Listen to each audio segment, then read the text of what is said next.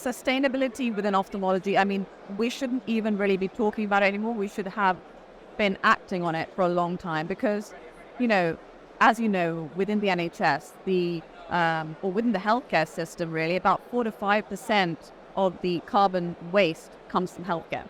Now, taking it down to the next level, cataract surgery is like the highest volume of all surgeries in the world.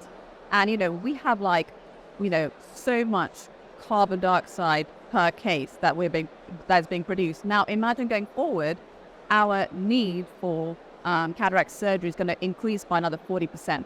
I mean, so if we can just act within sustainability for ophthalmology, I think that will actually have a huge impact on the global burden and everything that comes with it, like climate change. So I think it's incredibly important, and I feel really quite lucky to be in a position where we can do things to make it better.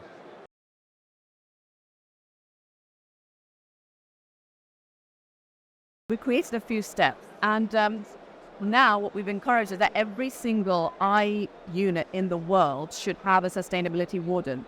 And that's the first step you can make. And then the next thing is, so I did a local project where we looked at drops and so now you can get drops within ophthalmology which are preservative-free in a bottle, okay? But we're still selling so many drops which are in packaging, little minims, and it's just so much plastic waste and it's expensive. And so I calculated just for 7 drops and we saved thousands just by switching those to preservative-free in a bottle.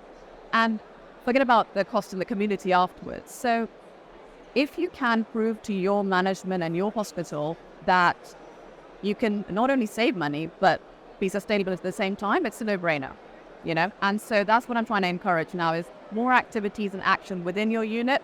Do the proof of concept, then come to the ACOS membership, the Green Working Group team and say, this is what we've done. And then we try and emulate everywhere. And you don't have to, achieve everything. Just do stepwise, little incremental work, and it really will have a huge impact.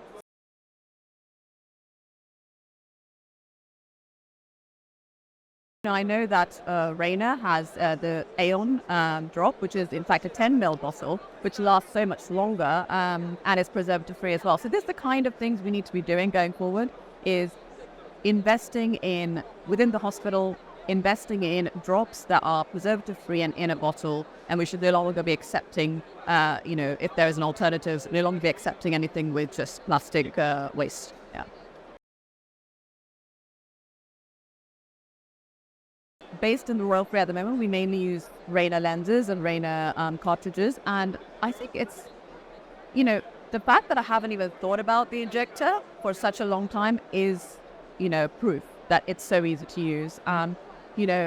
That before having the Rayna injector, wherever I've worked before, there were times when we would have the lens not coming out properly from the cartridge and we would have to throw it away. Again, not sustainable.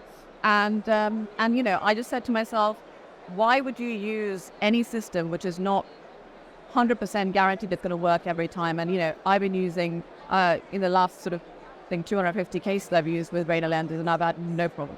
And I've started using the hydrophobic lens as well, which is great for corneal surgeons like us, who want to do DMEX and stuff later. And yeah, really super easy to use.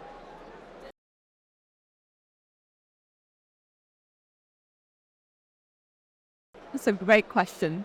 I would say that the most important thing is to believe in yourself, because I believe that women in ophthalmology is something that, before it was like rarer, but now, especially in the refractive surgery and cornea and anterior segment surgery, I feel like we're growing in numbers.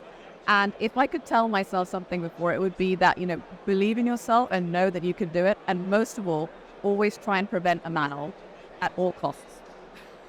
I'll always stick myself in there and be like, no, you cannot have an all-men panel. I'm sorry.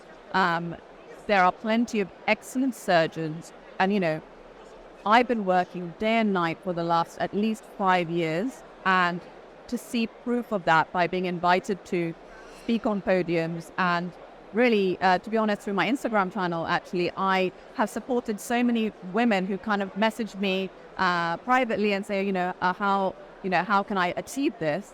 It's been great. And in fact, I had a young ophthalmologist message me from India, and I actually got her to come to the last year's ESRS and present some data for us. And it was just such an incredible moment for me to see somebody who's, a young ophthalmologist developing herself. It was just, it was really cool. So believe in yourself.